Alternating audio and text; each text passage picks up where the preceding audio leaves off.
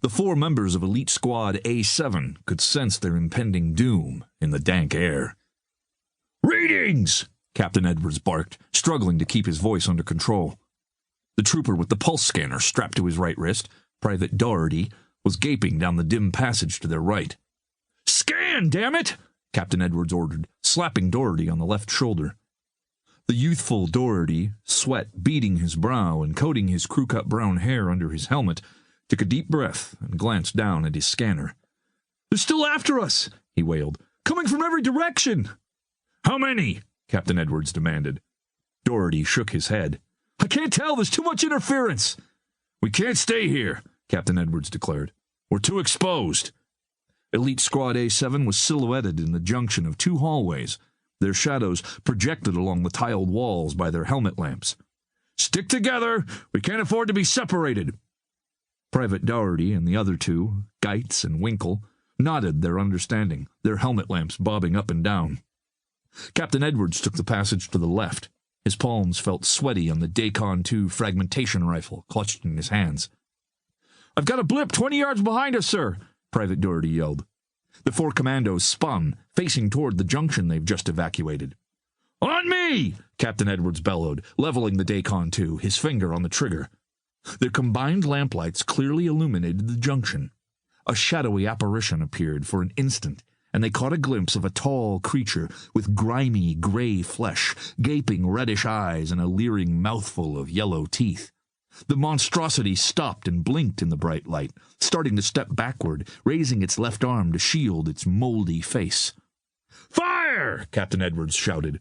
The passageway thundered as the 4 members of Elite Squad A7 opened up, their fragmentation rifles chattering in unison. The creature in the junction was struck in the chest and head, its body exploding in a violent spray of putrid flesh and a vile green fluid. It shrieked as it died. "Move!" Captain Edwards instructed his squad. Geitz and Winkle took off, Geitz taking the point, her blue eyes alertly scanning the corridor ahead. Private Doherty followed them, studying the scanner. Captain Edwards brought up the rear. "Readings!" he snapped. "They've disappeared off the scope," Doherty replied. "That's impossible! I'm telling you, they're gone! Let me see that!" Doherty halted and swung his right arm around. "Here, see for yourself!" Captain Edwards leaned over the scanner, checking the grids for blips of white light. Nothing. But that's impossible," Edwards repeated. "Don't I know it?" Doherty agreed. "Let's go." Captain Edwards kept his lamplight on the hallway behind them as he trailed Doherty, his mind whirling. There was no way they could just vanish like that. Where the hell had they gone? Were there other passages or vents not marked on the blueprints the technics possessed?